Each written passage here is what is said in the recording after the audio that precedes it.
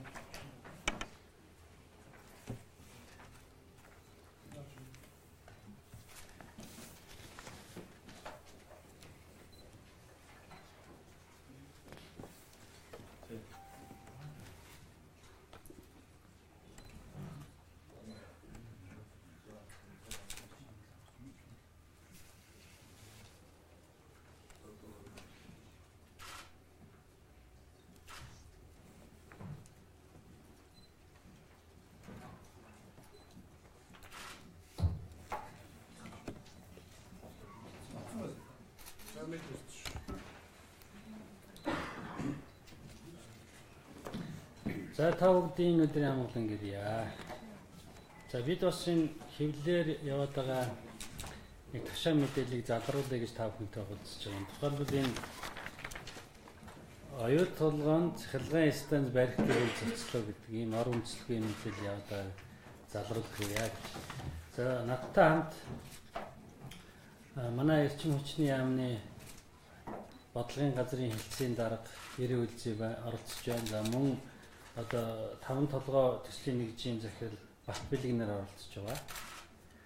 За би та бүхэнд нэг хоёр зүйл дээр л тодруулах шиг бараг үндсэндээ ойлгох байх гэж бодож байна. Тэгэхээр энэ нэг гэрээний асуудал яригдаад байгааг ташаа ойлгосон байна. Энэ бол би ямар гэрээ яригдаад байна уу? Энэ оюутлогын цахилгаан барих гэрээ мөн үү биш үү гэдэгт тайлбар хий. Хоёрдугаар Эротинто болон оюутлогын компани зүгээс 5 толгойн цахилгаан станд баригдахгүй боллоо гэдэг юм зүйл огт яриаг юм байлээ. Би албан ёсны сайтууд руу орж үзсэн байна. Тэгэхээр энэ яг ямар асуудал болсон бэ гэж. Оюут толгойн хөрөнгө оруулалтын гэрээг та бүхэн мэдж байгаа тийм ээ. 7-гийн 3 гэдэг ийм залт байна. Энэ 7-гийн 3 дээр хөрөнгө оруулагч нь үйлдвэрлэлийн үйл ажиллагаа эхэлсэн өдрөөс хойш 4 жилийн дотор оюут толгой төслийн эрчим хүчний нийт хэрэгцээгээ Монгол улсын нутагт эвсгэрдэх дор дурдсан буюу түүнээс дэш их үүсвэрээс хонгон хангана гэж. Нэгдүгээр хөрөнгө оруулагчийн санхүүжүүлсэн эсвэл барьсан нүүрсээр ажиллах цахилгаан станц. Өөрөөр хэлэх юм бол төрхөөс хил үрс буюу мөн одоо оюутлогоо компани өөрсдөө станц барьсан бол гэсэн.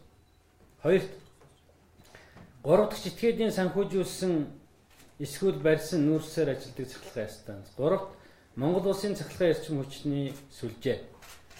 4 жилийн дотор үйл ажиллагаа эхлэхээс хойш буюу 2017 оны 7 сараас эхэлж оюутлогоо компани яах байсан бэ? Монголоос эрчим хүчний их үүсвэрээ авах байсан байна. Өнөөдөр хэдэн он? 18 он. Авсан уу? Авсан уу? Аваагүй. Яагаад аваагүй юм бэ гэж. За энэ гэрээн дээр бол яг тэгсэн байна. Энэ оюутлогын гэрээнд оюутлогын хувьцаат компани 2009 оны 10 дугаар сарын 6-ны өдөр Монгол Улсын засгийн газартай хөрөнгө оруулалтын гэрээ байгуулж энэхүү гэрээгээр 2017 оны 7 дугаар сараас өөрийн эрчим хүчний нийт хэрэгцээгээ зөвхөн дотоодын их усүрээс бүрэн хангах үүрэг хүлээсэн. Хөрөнгө оруулалтын гэрээний 7-гийн 3. Гэтэл яагаад энэ 17 оны 7 сараас одоо Монголоос эрчим хүчээ авсан үгүй вэ гэдэг асуудал гарч ирнэ тийм үү? Тэгвэл ийм хууль зөрчсөн гэрээнээс болоод аав. Өмнөд үсгийн эрчим хүчний салбарт хамтран ажиллах гэрээ гэж. Оюу толгойн хөрөнгө оруулалтын гэрээ бол их хурлаар орж батгдсан гэрээ.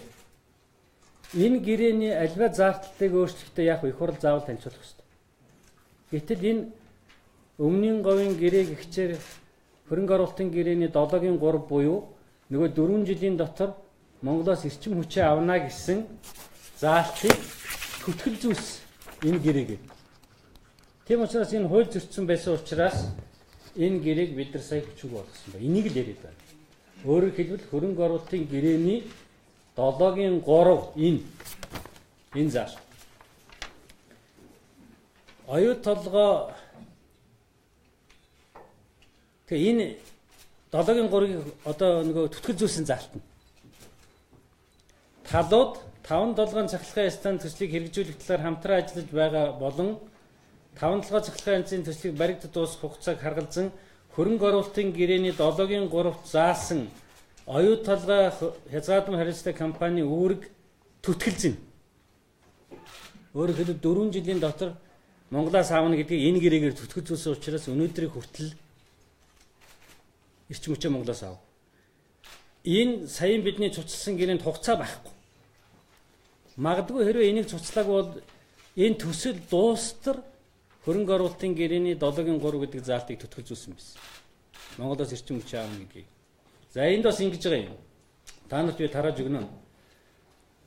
Оюутлага хязгаардсан хариуцлагатай компани 5-7 цахилгаан төсөлд оролцоо үргэлжилж байгаа нөхцөлд оюутлага хязгаардсан хариуцлагатай уг үүргийг заавал биелүүлэх шаардлагагүй гэдгийг 7-гийн 3-ыг биелүүлэх шаардлагагүй гэдгийг засгийн газар зөвшөөрч байна. Ингэж болохгүй шүү дээ. Их хурлаар орцсон юм хөрөнгө оруулалтын гэрээний заалтыг ингэж өөрчилж болохгүй. Зөвшөөрч байна. Ийхүү түтгэлзүүлсэн үед оюутлага хязгаардсан хариуцлагатай компаниг хөрөнгө оруулалтын гэрээний 7-гийн 3 дахь заалтыг ямар нэг байдлаар зөрчсөн эсвэл дагж мөрдөөгүй засгийн газар үзэхгүй болно.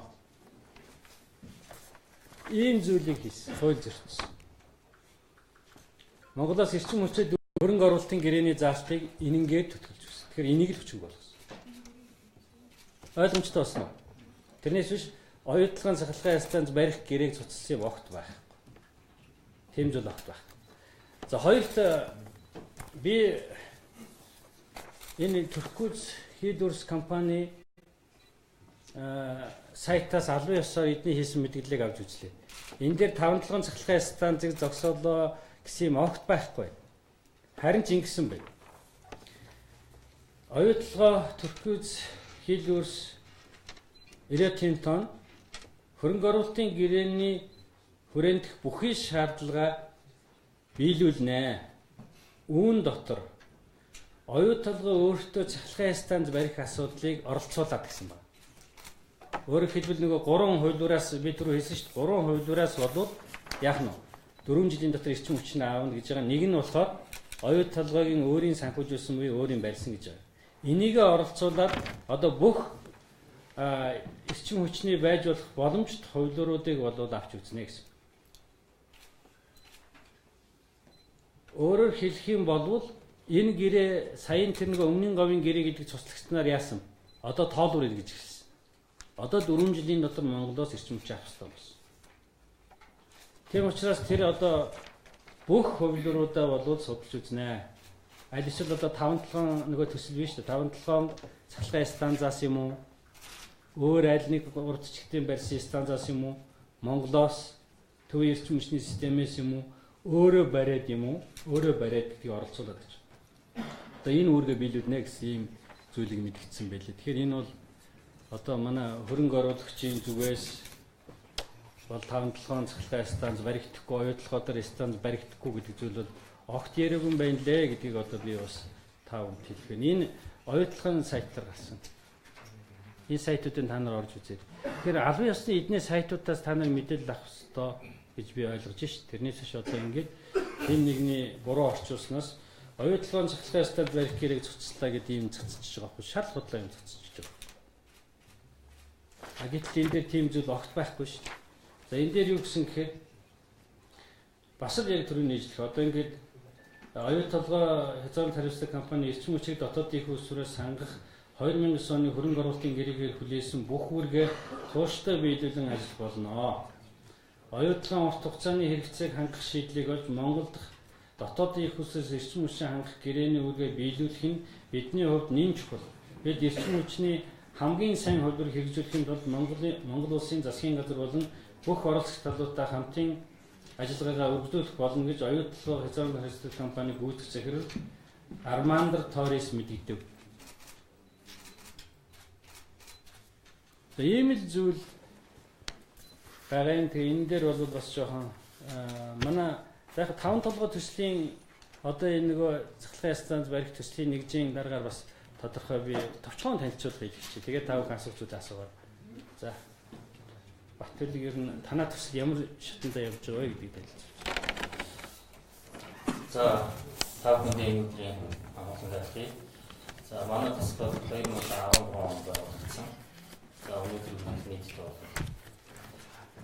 ингээд 18 оны 5 сард онцны 5 жил болох чинь.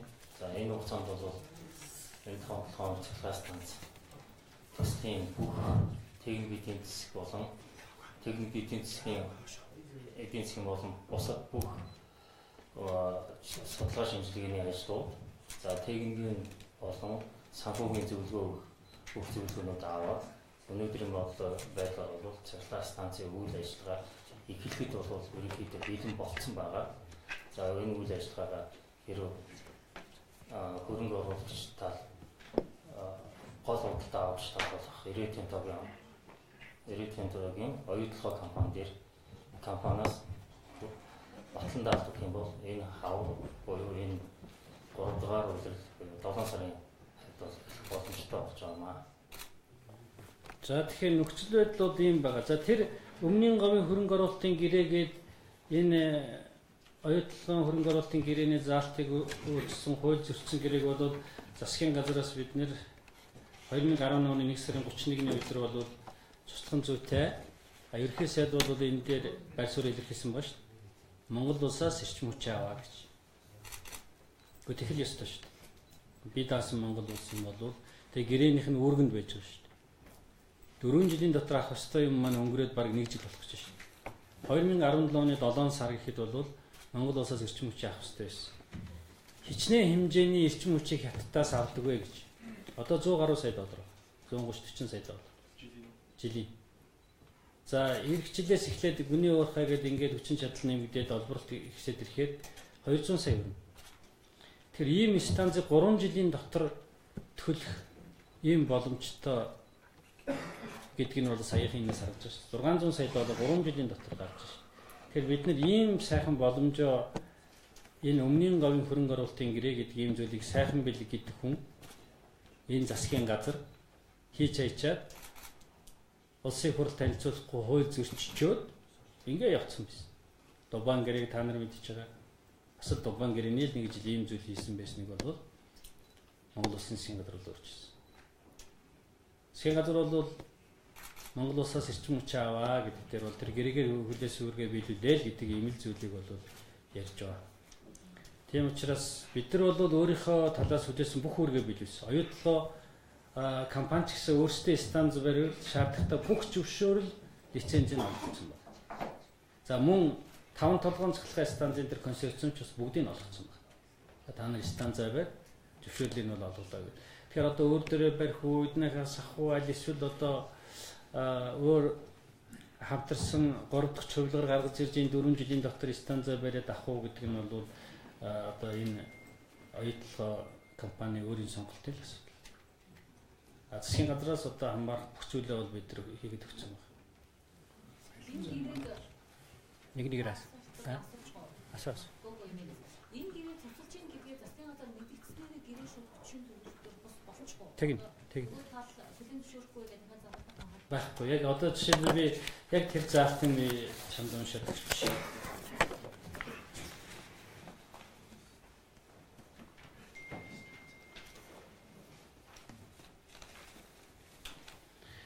За 1-3 гэж байна. энэ эрчим хүчний хамтаа ажиллах гэрээ байгуулагдсанаас өмнө хэдий ч аль нэг тал нь нөгөө талдаа төслийн оролцоог цусах мэдээлэл өгөх замаар тавталгаан цахилгаан төсөлдөх оролцоороо цусаж болно. 1.3%. Тэр нэг ийм одоо жүжигл хийсэн байгаа юм л. Тэгэл энэ хизээж үргэлжлүүлж болохоор болсон. Тэгээд нөгөө 7.3 төгтөг заалтыг хин гэрээ байгаад тохиолдолд одоо төтөлцнэ гэдэг. Нөгөө гэрээгээр хүлээлт үүргийн төтөлцөлөө хийчихсэн. Ямар засгийн газар энэ гэрээ байгуулах ямар шаардлага байсан юм бэ? Ямар үндэслэл? Санаа засгийн газар хэзээ мэдсэн юм? Энийг өнгөрсөн намар бид нэр бас одоо нөгөө там толгой бид чи 11 сард ажиллаглаа. Тэрний дараахан бол бүх төслийн одоо үйл ажиллагаатай танилцаад яг там толгой төсөл одоо явахгүй нэ гэдэг асуудлыг л ярьсан. Там толгой төслөөс нь яагаад явахгүй нэ гэсэн чинь энэ гэрээ авч ирсэн. Би ирээдүйн компаниос төлөвлөлт хүлээж авч уулзсан байна. Тэр энэ гэрээгээр нөгөө 4 жилийн дотор байна гэдэг нь тоталцсан байсан учраас энийг бид нэр цоцолж байгаа. Ойлгох хайртай өдөр гаргасан мэдээллийг харахад бол уурхай талбайд станц байх хөлбөрийг авч үзнэ гэсэн байлээ шүү дээ. Тэгэхээр энэ 7-ын 3-ын 3-ыг бол бид нэр ерөөсөө санагдахгүй байна гэж ойлгож болох уу? Юу? Одоо чиглэлэн дээр оюутлах компани болсон дээр гарсан мэдээлэл байгаа шүү дээ. Тэр дотор болохоор уурхай талбайд станц байх хөлбөрийг бид нэр авч үзэх болно гэсэн. Яг 3 хуулиар байгаа гэдэг байна шүү дээ. Өөртөө барих. Тэр 5 толгой уурхайдаар барих. Одоо жишээлбэл одоо манай энэ 5 толгой төсөв нэгжийн тэр тэзүүгийн техник эдийн засгийн үндэслэлийг хийчихсэн байгаа, усныхаа асуудлыг шийдсэн байгаа ийм нэг төсөв бас байна тийм үү? Консорциум байна шүү дээ. Япон, Монголын хамтарсан солонгосч ус орсон юм тийм үү? Энийг л авч үзнэ гэсэн санаа байна надад. Яг л энэ 3 хуулиараас бол аль нэгийг л одоо эднэх сонгоно гэдэг ийм үүргийг бол хөрөнгө оруулалтын гэрээгээр хүлээсэн байгаа учраас тэр 3-ыг нэг л хэлж байгаа. Манад манад ер нь одоо Монголоос авч ивэл ялгаа байхгүй шүү дээ. Хог юм байна уу, өсгөл юм байна уу Монголоос авч ивэл одоо тэр 200 сая доллар ачаа усахгүй Монголд л үлдэх шүү дээ. Хамлагын станц дээр тэзэн босуулсан чинь ойлгохоос батлан даах юу гэж хэдийн хэмжээний батлан даах хийх юм шаардлагатай байгаа. Тийм. Цаана ер нь хэр байна? Тэгээд энэ консорциум багш тэр жишээ хөрөнгө оруулагч шалгалтсан шүү гэж яриад байдаг шүү. Тэр нэрт нь өгч байна. За тэгэхээр Монгол Улсын засгийн газар өнгөрсөн 2 жилийн өмнө 2016 оны 6 сарын 28-ны өдөр хөрөнгө оруулалтын гэрээг Монголын талаас хөрөнгө оруулагч MCS компани за гадны хөрөнгө оруулагч болох Японы Marubeni компанид хөрөнгө оруулалтын гэрээ хийсэн байгаа. За энэ гэрээгээр бол өмнгийн бүс буюу 5 нүүрсний авалтыг төшөглөн 450 мегаваттын хүч чадалтай нүүрсний цэглэгээ станц барих ёстой. За энэ нүүрсний хугацаа бол 4 жилийн дотор. Хэрвээ энэ 18 онд хэрвээ эхлэх үйл бид 2022 он гэхэд энэ станцыг бариад дуусгах ёстой. За энэ станцын өөрийн өртөг бол одоогийн тооцоолж байгаа бол 1 тэрбум доллар. За 1 тэрбум долларын хөрөнгийн баталгааг бол гол худалдаа авч болох Rio-Tinto компани гаргаж өгөх ёстой. Тэгээд энийг бол өнөөдрийн бодлоор бол хөрөнгө оруулагч тал болох манай хамтарсан консорциум Rio-Tinto-той гэрээ хэлцээр хийгээд явж байгаа. За энэ дээр бол Японы болон Солонгосын банкуд бол зээл өгөх бэлэн хамгийн гол нь урд нь бол яаж тохирж ирснээр бол 30 жилийн хугацаатай 30 жилийн хугацаанд 1 тэрбум долларын батлан даатгаар нэмжсэнээр хугацаа бол багасаад олон улсын энэ банк санхүүгийн байгууллагаас авсан зээлийн хугацаа 15 жилийн хугацаанд зээлийн баталгаа гаргаж өгөхийг манай хөрөнгө оруулагчдад гол бодлоо авч Rio-Tinto компанитай гэж санал тавиад энэ гэрээ хэлцээ бол хийгдэж явж байгаа. За үүний хувьд бол өнөөдөр өөр Монголын цахилгаан эрчим хүчний компаниас авж байгаа үнээс харьцангуй доогуур хямд гэсэн үг. Нэг хоёрт бол энэ та бүхэн мэдж байгаа сая давсан сая хэллээ. Монголын одоо та бүхэн мэдж байгаа 5 орд дээр ашиглаад 5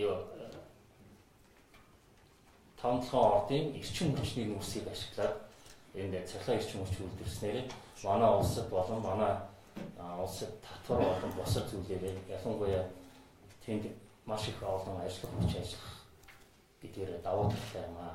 Тэгээ энэ станц маань бол 30-40 жил болоод үйл ажиллагаа тогтвортой явуулах учраас ганц оюутлогоо хангаж зогсохгүй цагаан суурал за үнийн бүсэд байгуулах бусад бүтээн байгуулалтуудыг бол эрчим хүчээр бүрэн хангах боломжтой. Найдвартай бүрэн хангах боломжтой. Улмаар илүү их эрчим хүчээ бол төвийн эрчим хүчний бүсэд нийлүүлэх тийм боломжтой том цэцлэг станц. Тэр хэлцээр ер нь нааштай байгаа. Тэр оюутлогоо өөрийн талбайдаа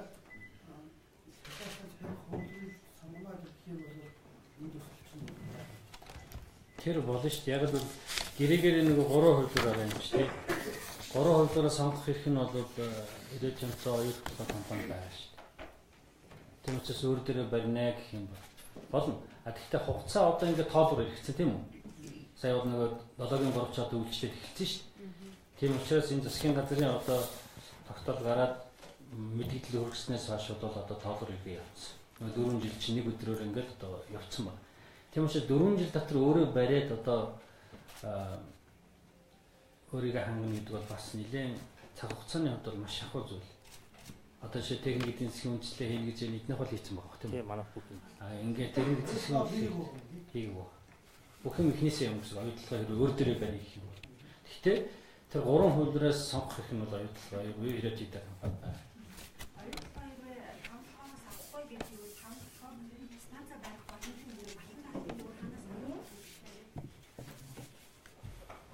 진짜 갖고 나서 사업자들 벌었다.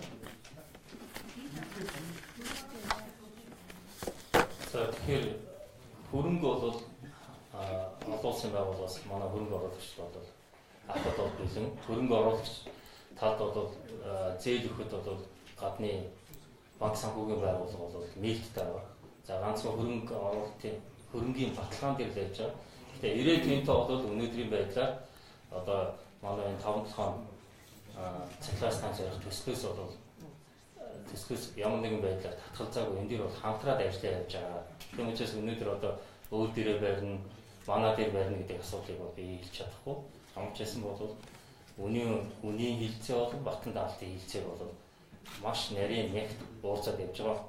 Цагаан сарын өмнө ч уулзсан. Одоо өнөөдрийн авсан мэдээлэлээр бол манай хөрөнгө оруулагч тал бол ирээд хэдэн компани хүмүүстэй бол дараагийн уулзалтын товыг тогтоогоод явж байна. Тийм учраас 5 цахилгаан станц төсөл бол цаашид амжилттай хийж бүрэн боломжтой гэж үзэж байна. Манай 5 хот ч өөрөө тэр бомдоосны баталгаа яаж боломжгүй юм. Тэр хот ч өөрөө бас яг энэ бас нэлийн томоохон төсөл тийм ээ. Тэгээ нэг олон улсын консорциумд оролцож байгаа учраас тэд нар бол нэг мөнгөнийхөө баталгаатай гэдэг талаасаа бол томоохон санхүүгийн байгууллагууд хандж байгаа шүү дээ. Тийм учраас тэдэн тэр олон улсын хэмжээний баталгаагаа шаардж байгаа. Тэгж би ойлгож. Тийм учраас манайх ч одоо 5-7 төслөө нэг болохоор ард түмний хувьцаатай гээл нэг болохоор хөдөлгөн гээл ийшээ тийшээ өччих гэдэг учраас хүмүүс ч юм бас итгэж өгөхгүй шүү дээ. Тэр талаараа бол одоо эргэлзээ гарч байгаа байх би ингэж ойлгож байна.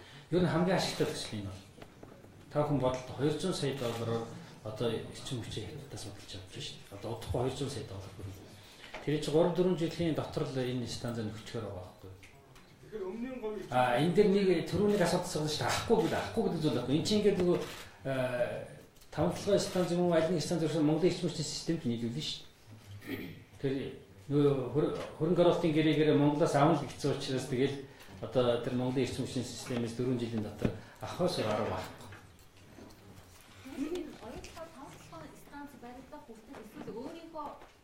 хөрөнгөөр барих хүртэл улс төрөөс бол ямар ч зүйл 4 жил хөгжүүлээ гэсэн хэрэгэж байна юм байна. Манайх бол одоохондоо тэр хэрэгцээг нь хангаж хийхгүй юм тийм.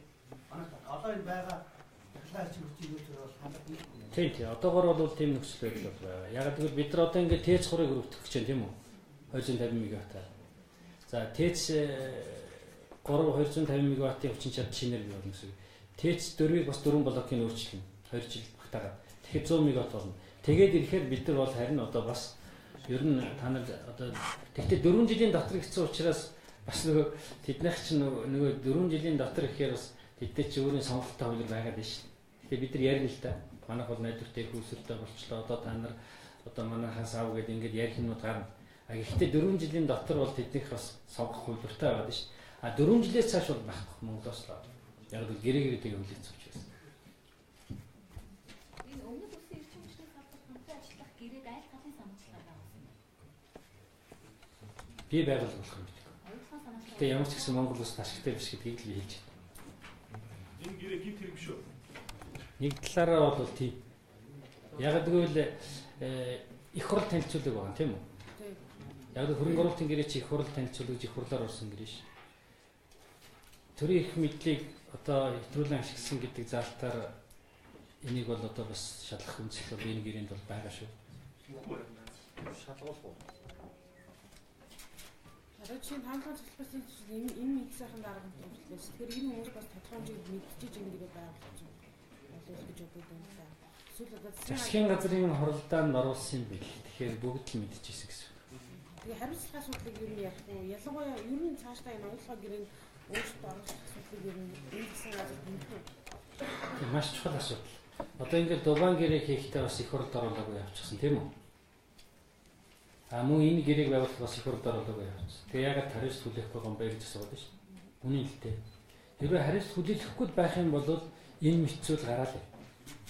Энэ гэрээнд хин нэг дур мэддэг одоо засгийн газар нь ингээл өөрчлөлт хийгээл улс орон даашгүй хуулиуд яваад их юм болцшгүй. Тийм учраас бол уг нь одоо энэ эрх мэдлийг хэтрүүлж ашигласан хурал танилцуулаагүй нөхдүүд бол хариуцлага хүлээдэг л байна. Тэгэл одоо ажлаа өгөөл явчихаар тийм хүлээдэг юм биш. Дубайн гэрээг хаалт. Энээс илүү хохирол учруулж байгаа юм бол Дубайн гэрээ шүү дээ. Зөвхөн татврын асуудлаар 5.1 тэрбум долларын асуудлыг одоо хүчингү болох юм ийм явцсан байна шүү. 5.1 тэрбум доллар та нар бодлоо. Асар их мөнгө. Тэгэхээр бид нар балидын сангаас 4 тэрбум доллар авахын тулд аль байдгаа гаргаад хөлсөө гоожуулаад бууж өгөөл 2 гараар өгчөөд явж байгаа юм. Ажлаа өгөөд явчихаар хариуцлага хүлээдэг юм. Хүлээх л ёстой. Бид нар тодорхой асуудлын одоо жишээлбэл тодорхой асуудлыг бол тавина. Ягаад гэвэл одоо энэ гэрээ яагаад байгуулагдсан байна, ямар үндэслэл байсан байна гэдэг зүйлүүдийг бол бас завшурмаар нь энэ асуудлыг тавина. Хэрвээ 4 жилийн дараа оюутлага одоо энэ 3 хуулбараас аль нэг нь сонгоод одоо үүргээ ахиад бэлгэлэхгүй бол одоо ямар тийм хөшүүрэг байх вэ? Хөрөнгө оруулалтын гэрээнийхээ үүргийг биелэхгүй бол тэгэл хөрөнгө оруулалтын гэрээ цуслагдана шүү дээ. Тийм учраас бол тийм асуудал бол гарахгүй л дээ. Эдгээр бол тэрээс болгоомжтой учраас гэхдээ ер нь бол энэ гэрээ хууль зөрчсөн гэрээ. Яг л их хурл танилцуулдаг. Ер нь ийм асуудал ярил бас энэ дээр болохоор юм бол байгаа юм. Бүр ингэ нарийн явбал хөрөнгө оруулалтын гэрээнд өөрчлөлт оруулах эрх засгийн газар байхгүйсэн тухай.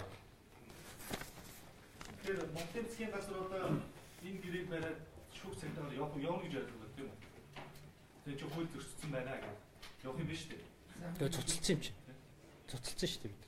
Цуцалсан л да гэхдээ чинь бас тодорхой хугацаа алдчихж байгаа юм шүү. Хохирол учирч байгаа. Хохирол учирсан гэсэн үг.